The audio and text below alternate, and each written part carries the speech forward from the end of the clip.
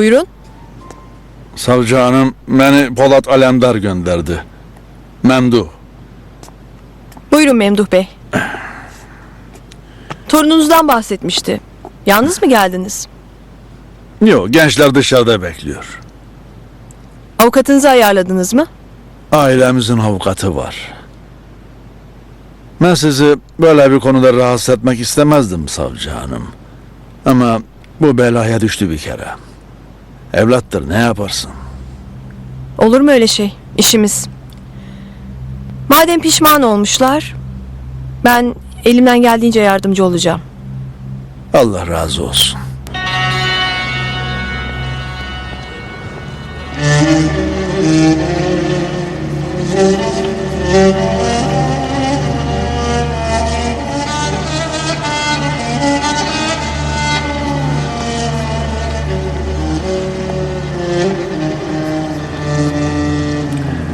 Savcı hanım sizi bekliyor. Bahar Hanım, sağ olsun savcı hanım yardımcı olacak benim babam. Sen de öyle benimle konuştuğun gibi konuşmayasın, ha? Tamam dede. Ezgulam, sana daha çok güveniyorum. Mümkünse sen daha çok konuş. İki kadın birbirinizin dilinden anlarsınız. Siz merak etmeyin. Buyurun.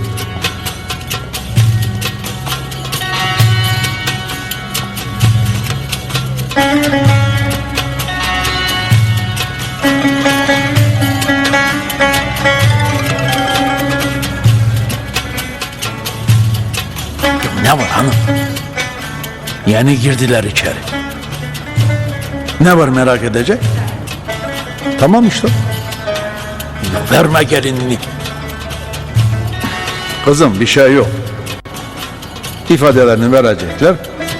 Sonra Allah nasip ederse alacağım, geleceğim.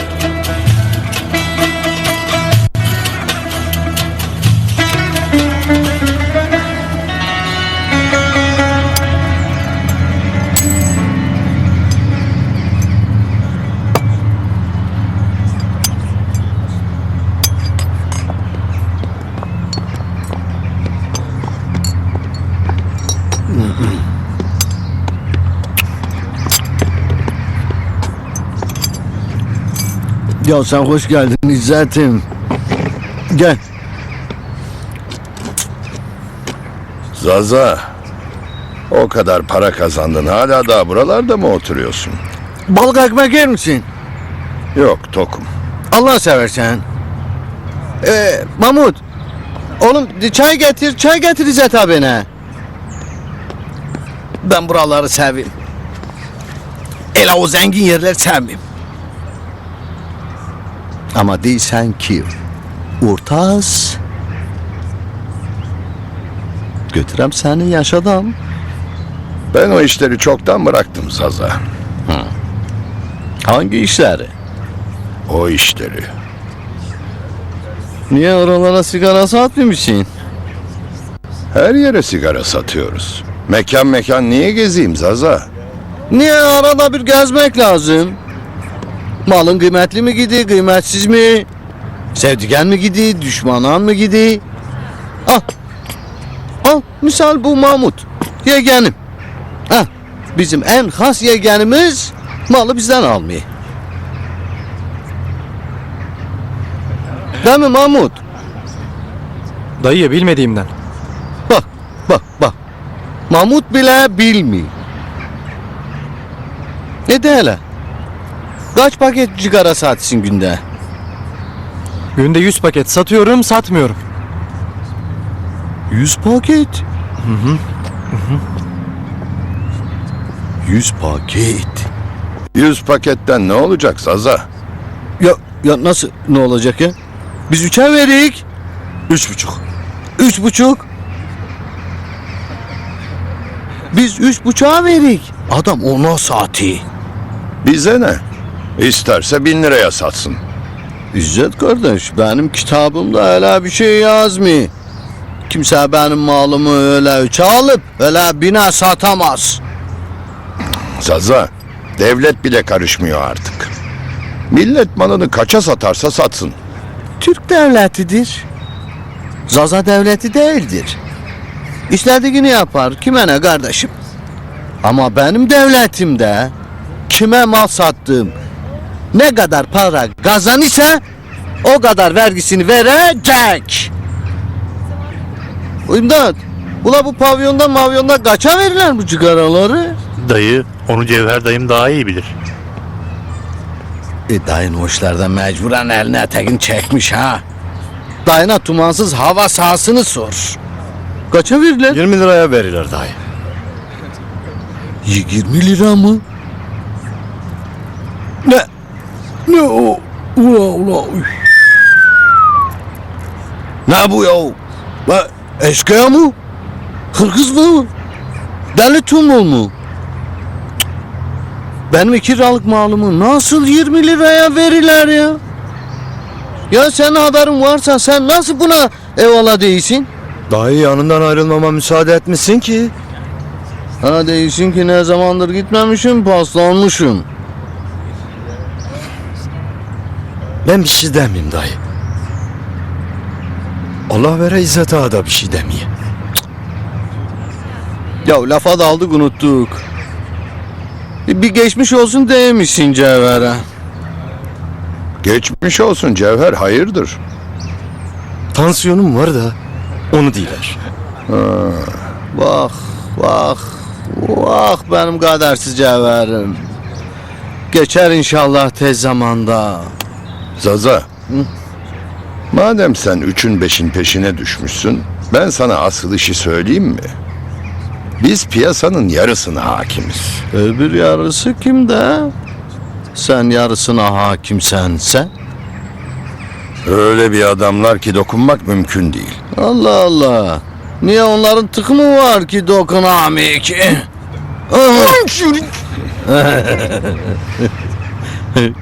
Kimmiş onlar? Bak baştan söyleyeyim İzzet'im. Gider kafalarına çökerim.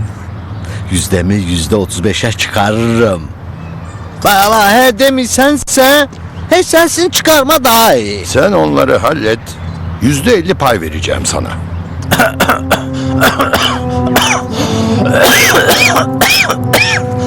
Dayı sırtıma vur. Geber.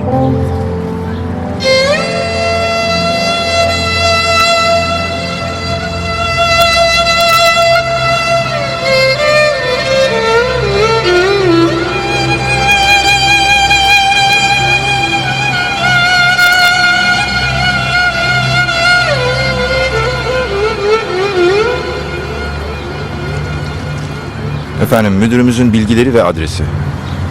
Soruşturdum. Kendisi tamamen arzu ettiğimiz gibi birisi. İyi.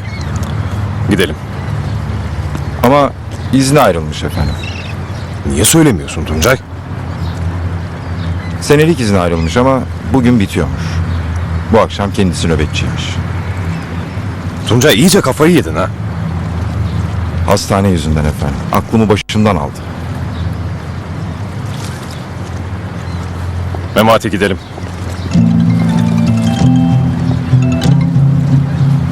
Ne var Zara? Ne istiyorsun? Nerede, ne zaman istersen. Ne görüşecekmişsiniz? Ne önemi var usta? Mekanına gelirim. Ne diye görüşmek istiyorsun?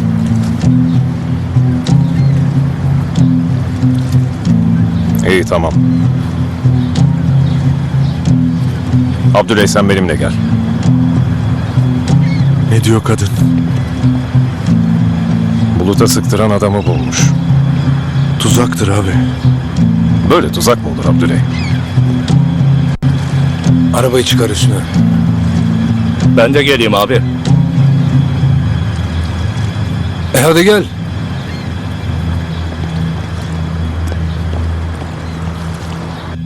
Örgüte ne zaman katıldın? 15 yaşımda katıldım. Gönüllü mü, zorla mı katıldın? Gönüllü katıldım. Neden?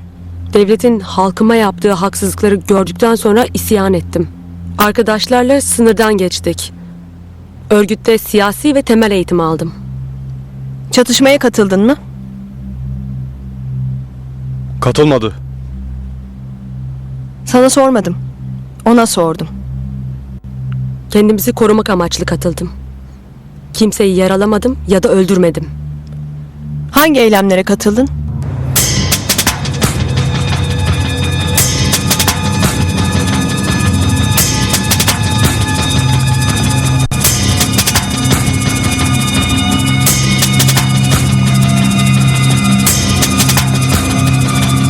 Hayırdır Memduha? Ne işin var senin adliyede? Ailevi bir mesele. Ben de 2 örgütçü çocuğun dosyasıyla alakalı geldim buraya. Örgütten kaçmışlar. İyi de yapmışlar. Ama gazetede yazılanlar çocukların akıllarını karıştırmış. Zannediyorlar ki her pişman olan serbest kalacak. Eyleme karışmadıysa serbest kalacak diyor devlet. Doğru ya, senin torunun da bu işlerin içindeydi. Oradan biliyorsun. Dosyayı ver.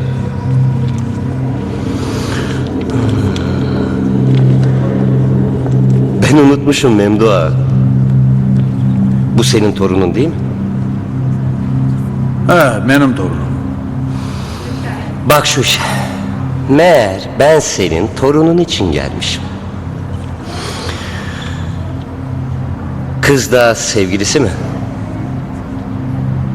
Ne yapacaksın torunumu? Arkadaşlar buraya geldiklerini söyledi. Biz de bir sorgulayalım, ifadelerini alalım. Ne diyeceksen de lafı dolandırma.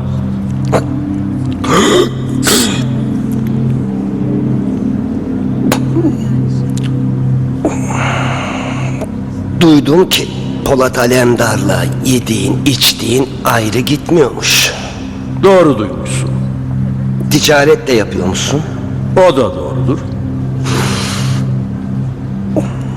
Memduha, açık konuşmayı severim.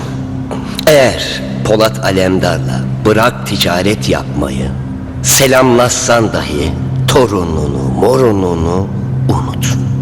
Sen kimsin ki beni tehdit ediyorsun?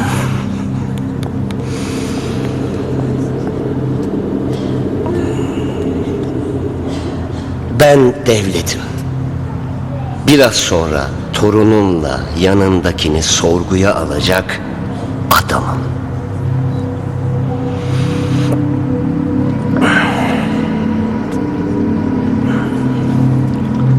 Arkadaşlar biraz beklesinler.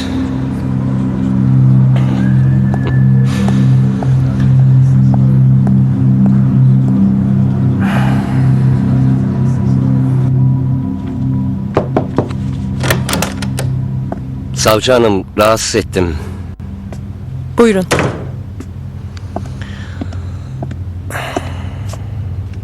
Bizden istediğiniz dosyayı arkadaşlar getirdi. Sizin getirmenize gerek yoktu Ünsal Bey. Dedesi arkadaşım, bizzat ilgilenmek istedim. Nedir durumları? Büyük bir ihtimalle eylemlere katılmamışlar.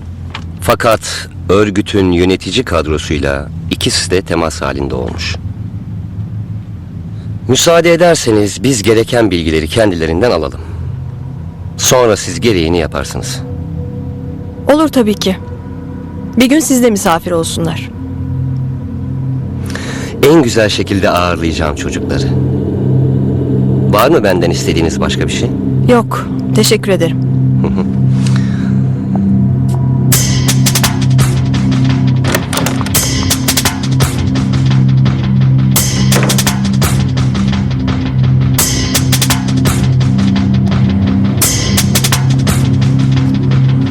Arkadaşlar misafirimiz. Arabaya kadar götürün. Ben de Memduha ile biraz daha konuşup geleceğim.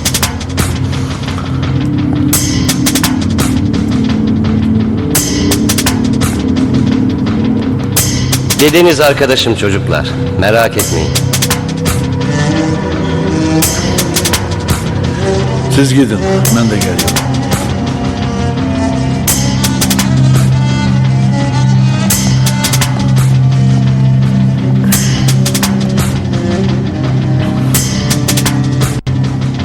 Senden kolay bir şey istedim. Zor bir şey mi istedim? Niye böyle bir şey istiyorsun? Polat Alemdar'la aramda şahsi bir husumet var. Sen hiç üstüne alınma.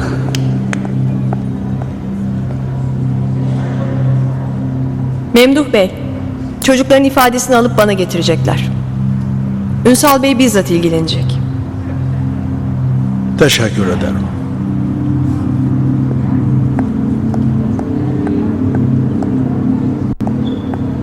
Gider derim ki torunuma işkence yapacak. Memduha, sen bu işleri benim kadar bilirsin. Devlet senin sözüne mi yoksa benim dosyama mı inanacak? Şimdi elimden alırsın. Ama öyle bir dosya doldururum ki bir ömür göremezsin. Senin şahsi husumetin varsa benden ne istiyorsun? Çocuğumdan ne istiyorsun? Sen düşün, karar verdiğinde bana gel. Yerimi biliyorsundur. Polat Alemdar'ın eski mekanı. Çabuk karar ver ki torununu bıraktığın gibi bul.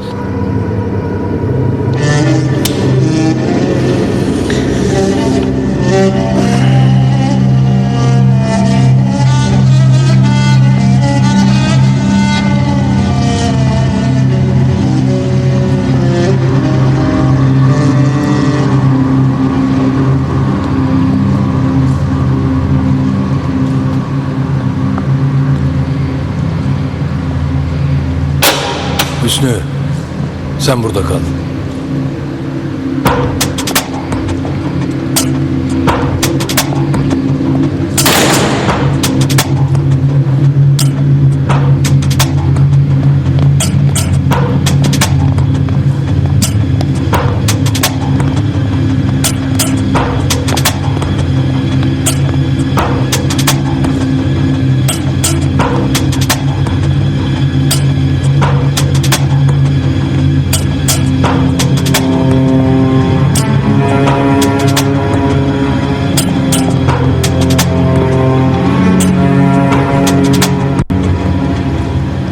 Bu aşağılık ajan örgütümüzün adını kullanarak sana karşı bir eylem yapmış.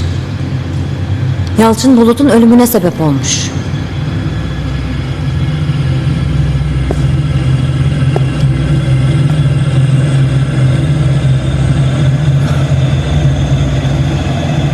Sen mi sıktırdın lan Bulut'a?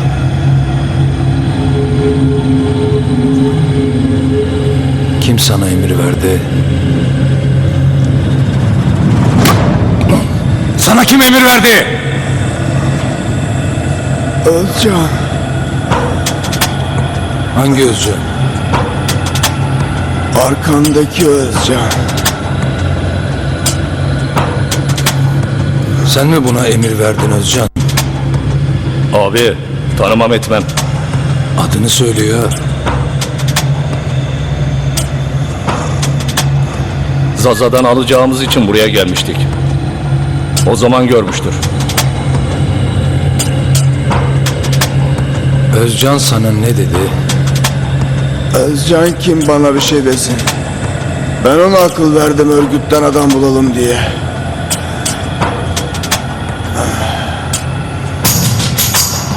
Al bunu götürüp sorgulayalım.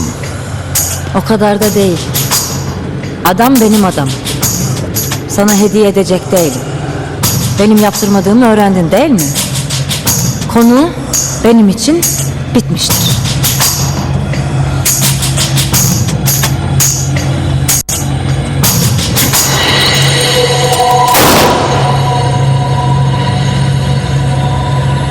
Benim için de bitmiştir.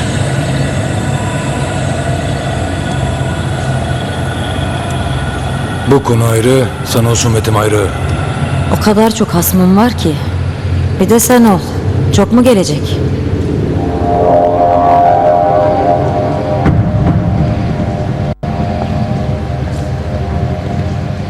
Abi, niye öldürdün? Daha sorardık. İş yine döndü dolaştı benim üstüme kaldı. Nesin üstüne kalacak Özcan? Belli ki örgüt Zara'nın üstünden alıp birinin üstüne yıktı.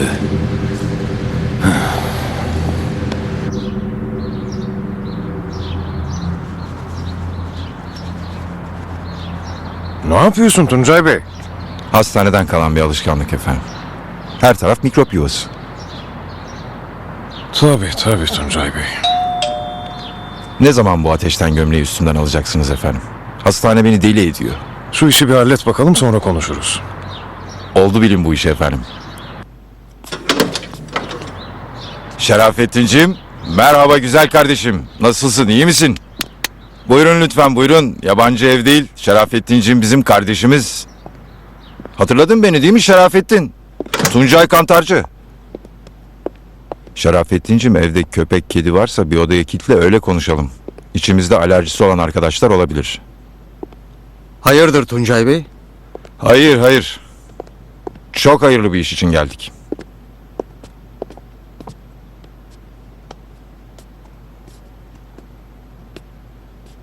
Hoş geldiniz. Baba, bu amcalar kim? Sen annene söyle misafirlerimize kahve yapsın. Tamam. Sebebi ziyaretimiz Şerafettinciğim. Gıyabında her zaman seni kardeş olarak gördük. Gümrüklerde vatanına, milletine ve devletine verdiğin hizmetleri yakinen takip ediyoruz. Polat Alemdar Beyefendi özellikle senin gibi namuslu, dürüst bir müdürümüzle bizzat tanışmak istedi. Sağ olun, teşekkür ederim. Kusura bakmayın, sizi böyle rahatsız ettik. Estağfurullah. Konu nedir? Senin gümrüğünden illegal bir şey geçmediğini duydum. Doğru. Özellikle uyuşturucu. Böyle bir şeye hiçbir arkadaşımız müsaade etmez. Ama maalesef görevini kötüye kullanan her yerde oluyor. Bütün gümrükler teyakkuz halinde olacak. Sizin mal geçirmediğinizi bildikleri için en son size müracaat edecekler bu işi yapanlar. Dolaylı olarak. Cesaret bile edemezler. Ben de diyorum ki bu sefer etsinler. Sizi anlamadım. Benim kim olduğumu biliyorsunuz değil mi? Biliyorum. Yaptığınız hizmetleri de biliyorum. Uyuşturucu özel olarak hassas olduğum bir konu. Bu işi yapanlara güzel bir ders vermek istiyorum. O yüzden sizin gümrüğünüzden bir kez mal geçirmelerine göz yummanızı rica ediyorum. Şerafettinciğim, sen bir şey yapmayacaksın. Adamlar sana para teklif edecekler. Sıkışık olduğunu söyleyip bir seferlik kabul edeceksin. Gerisini biz halledeceğiz. Ben sizi reddedersem siz beni anlayışla karşılarsınız. Neticede siz de benim gibi devlete, millete hizmet ediyorsunuz. Ama bu alçaklar onları bir kez kabul edersem bir daha ömür boyu peşimi bırakmazlar. Buna izin vermeyeceğim. Çok özür dilerim ama ben böyle bir şey yapamam. Mesleğinize bu kadar sadık olmanız beni çok etkiledi.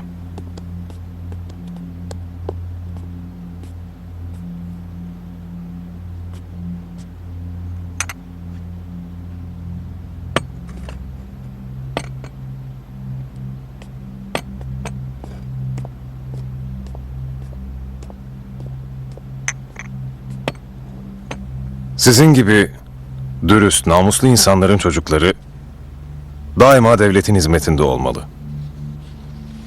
Abdüley, Şerafettin Bey'in oğlunu KGT'de yetiştirilmek üzere yanımıza alalım. Ne demek istiyorsunuz anlamıyorum. Sizden bir şey rica ediyorum. Bana bile yok diyorsunuz. Düşünün ki sizin gibi bir adamın ne kahraman evladı olur. Abdüley.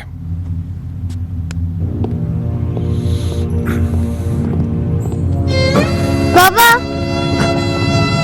Bırakın beni. Yengeciğim, siz Şerafettinciğime bir şey söyleyin.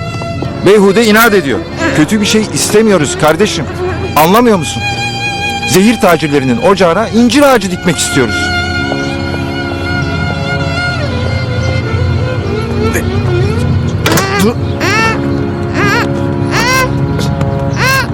Ne yapıyoruz abi? Ya bilmiyorum Abdüley. Adamın dur demesini bekliyorum. Ağlamasana güzel yavrum. Bu yaşında devlet için hizmet etmeye başladın. Bak biz 40'ımızda bu işe başladık. Ne kadar zorlanıyoruz değil mi? Ah!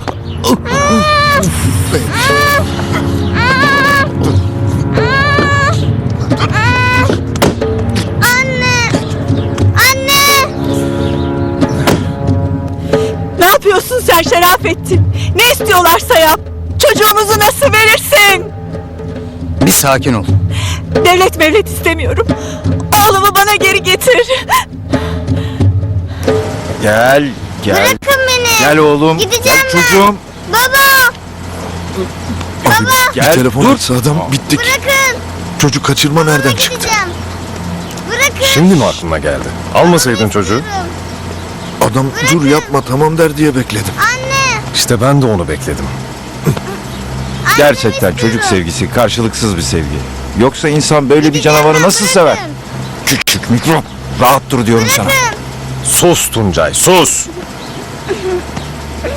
Abdüley'e götür çocuğu da başka bir hal çaresi bakalım. Çok doğru düşündünüz efendim. Ben gerekirse bir süre daha hastanede görev yaparım. Baba.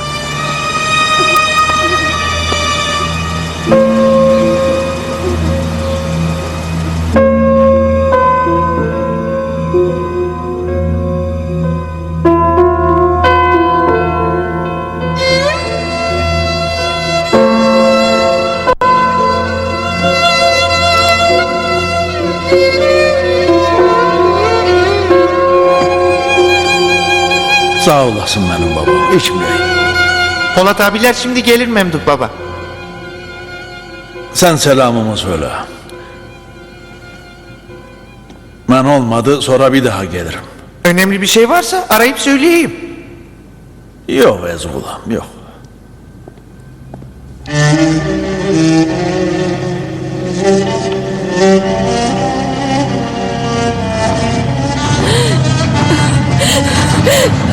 Bırakın.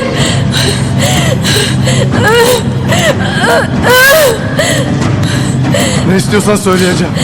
Yeter ki kadınıma dokunma. Örgütte kimin ismini istersen söyleyeceğim. Kimin yerini, ne istiyorsan. Örgüt benim emrimde çalışıyor. Ne konuşuyorsun lan sen? Bırakın. Bırakın.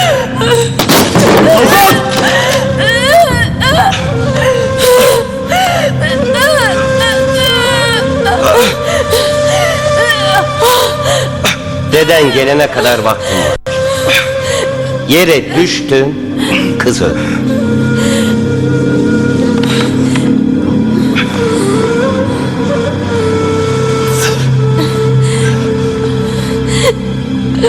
Azladım. Ben ölmeden sen ölmeyeceksin. Ölene kadar sırtımda taşırım seni.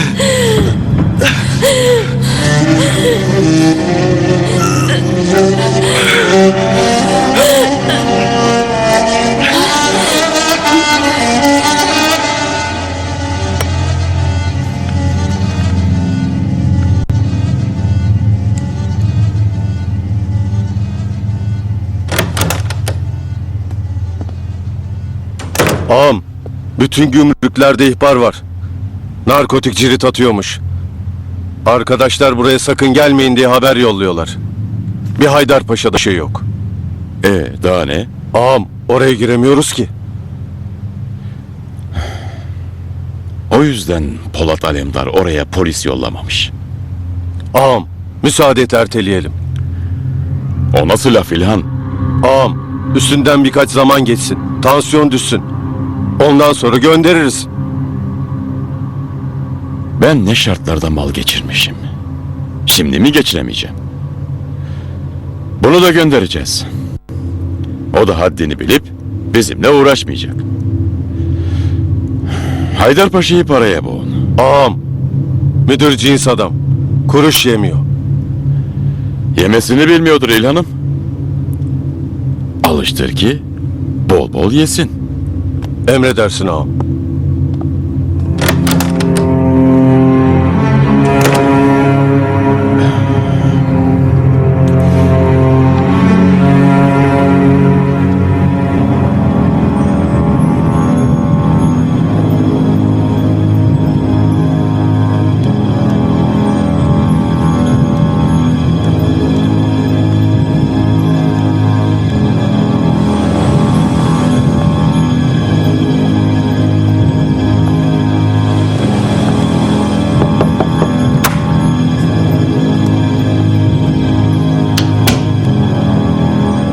Efendim Memduh Bey geldi. Sizinle görüşmek istiyor. Gelsin.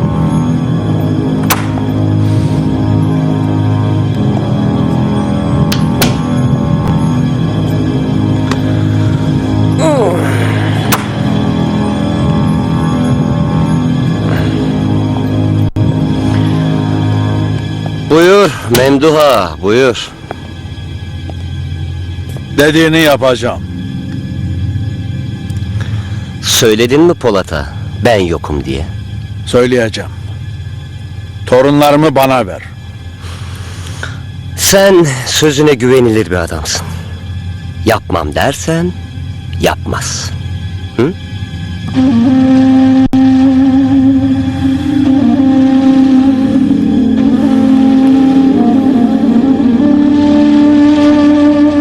Abi tırın plakası.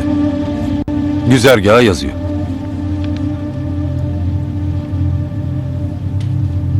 İso diyorlar ki sağır duymazsa uydururmuş. Sen ne kadarını duyuyorsun, ne kadarını uyduruyorsun. Abi sana sağır yok. İsmail var. Boynum kıldan ince. Kaç kilo var içinde İso? Kulağım o kadarını da duymuyor abi. Daha yeni temizlemedin mi İso? Abi kilosunu ben ne bileyim. Tartınca seni ararım İso. Kulağın duymuyor, bari cebin açık olsun.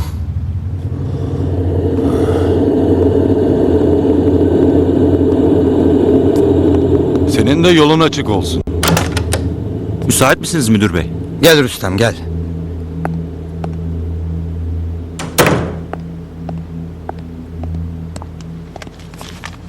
Nasılsın? Ne var ne yok? İyiyim müdür bey. Siz nasılsınız? Nasıl geçti izniniz? Nasıl geçsin? Bin bir sıkıntı. Memlekete gittik. Biliyorsun valide rahatsız. Elde avuçta yok. Bizim de bir şey kalmadı. Bankadan kredi çekeyim diyorum. Aman müdür bey, bankadan kredi mi olur? O kadar dostumuz, arkadaşımız var. Ben biraz borç tedarik edeyim. Laf söz çıkar Rüstem. Herkes seni bilmiyor mu müdürüm? Ya bir iş var. Onu yapsak 7 ceddimize yeter. Ama çekiniyorum sana demekten. Neymiş? Merhamet edin. İnsafınız yok mu? Yalvarırım merhamet edin. Bırak öleyim Baran'ım. Ölmeyeceksin. Ben ölmeden sen ölmeyeceksin.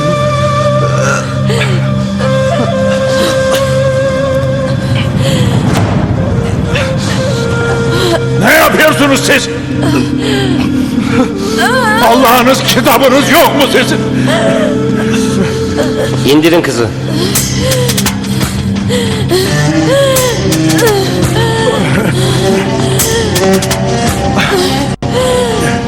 Torununu al git.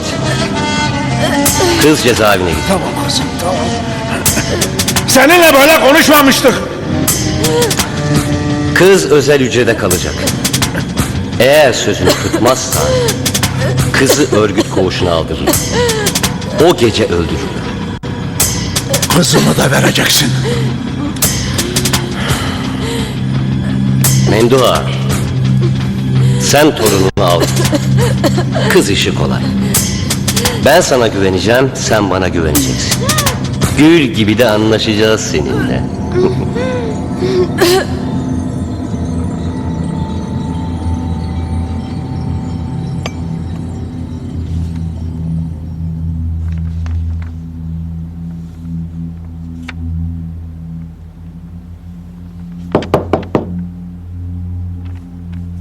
Gel.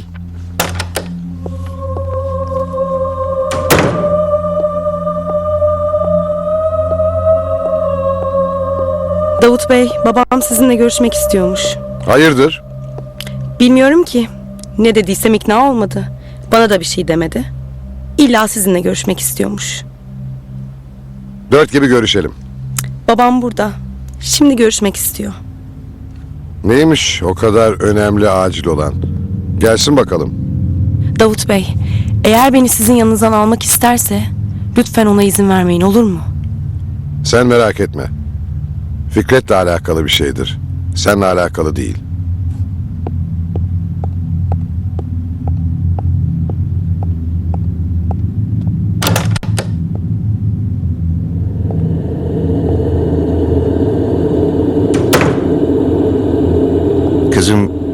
Bize müsaade eder misin?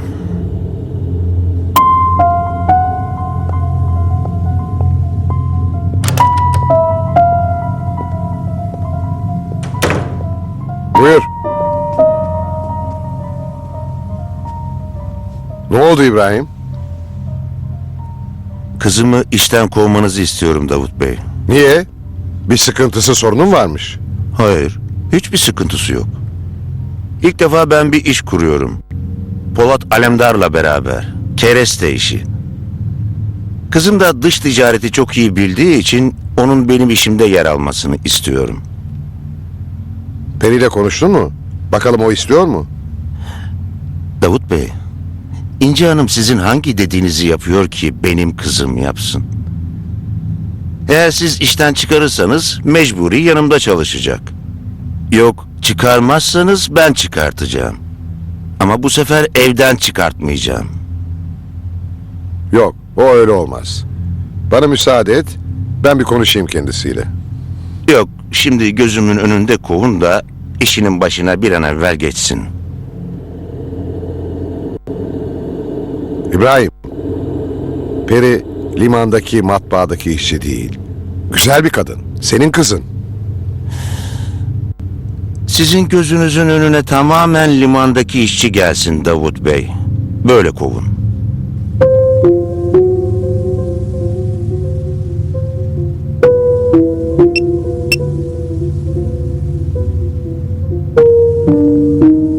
Peri Hanım'ı yolla kızım.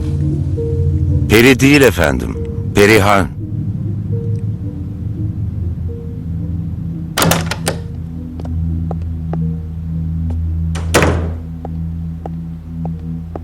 Buyurun. Güzelim, baban yeni bir iş kurmuş. Sana çok ihtiyacı olduğunu söylüyor. Ben babamla çalışmam Davut Bey. Perihan, kızım bunları sonra evde konuşuruz. Davut Bey seni resmen kovuyor. Kibar bir dille kovuyor, o kadar. Hadi vedalaş da gidelim. Baba beni niye utandırıyorsun? Utanacak bir şey yok. Burası da senin aile şirketin. Eğer orada işler yolunda gitmezse her zaman kapımız sana açık. Sağ olun efendim, sağ olun. İnci Hanım'a da çok selamlar. Anlayışınız için de çok teşekkür ederim Davut Bey. Demedi demeyin. Kereste işinde bir numara olacağız.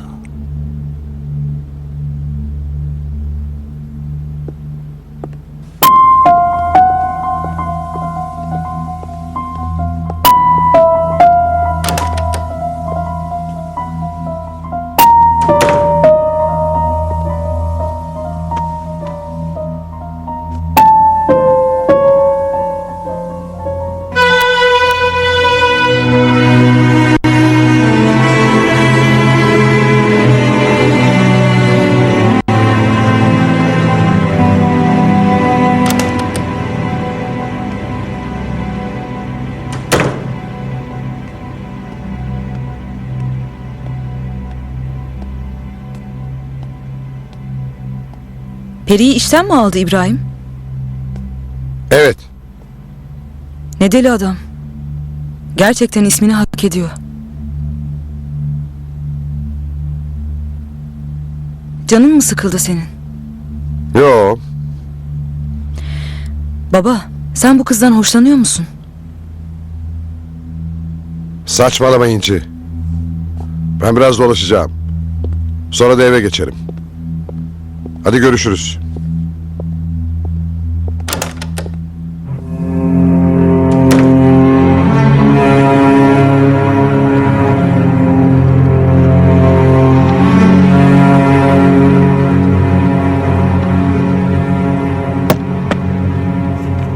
Müdürüm tır bu. İçinde ne var Rüstem? Orasını karıştırma müdürüm. Ne ben duyayım ne sen duy. İkimizin arasında kalacak bu iş Rüstem. Ne demek müdür bey? Müsaadenizle ben gidip haber vereyim.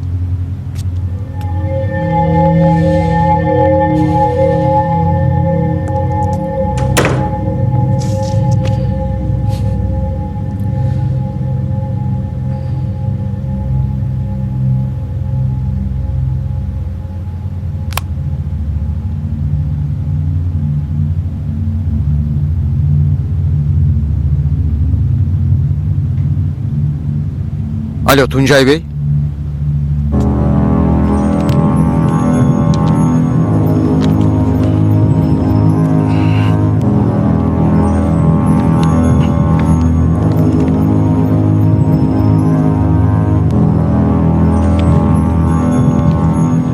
Baran sen serbestsin. Azat'ın biraz işi sürecek.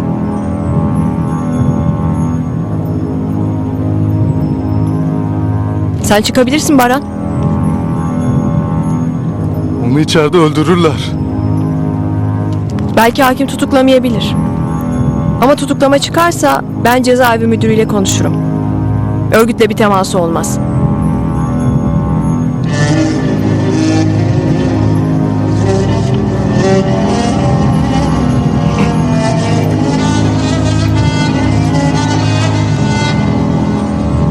Bacağına bir şey mi oldu? Dizimde problem var. Dağdan kalan.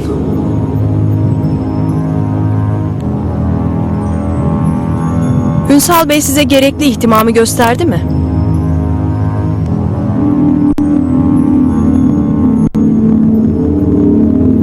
Gösterdi sağ olsun.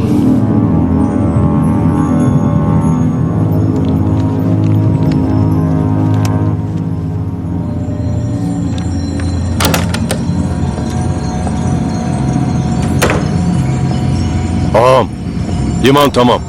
Balı çıkaralım mı? Bekle hele İlhan'ım. Yemi yutsunlar öyle.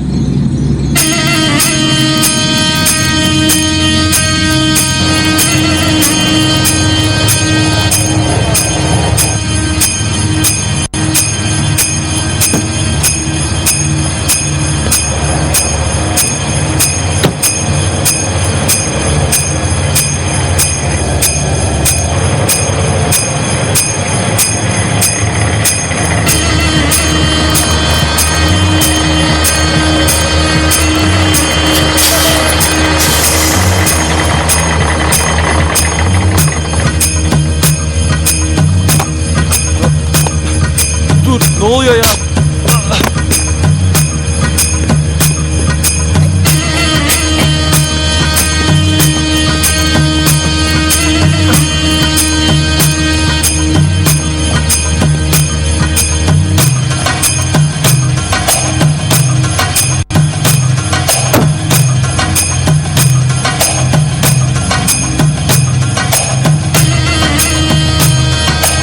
Abi mal elimizde.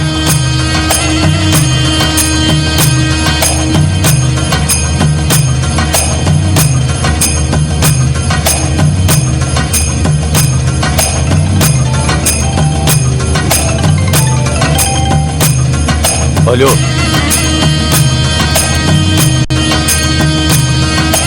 Tamam. Tırı durdurmuşlar ağam. O zaman gidelim. Malımızı elimizde gemiye yükleyelim.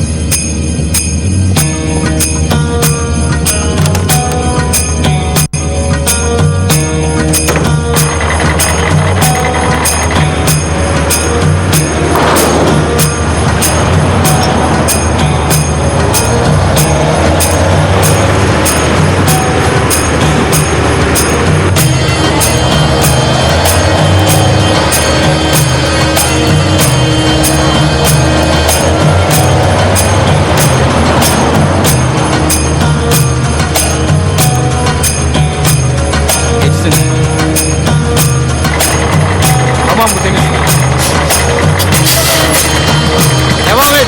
Devam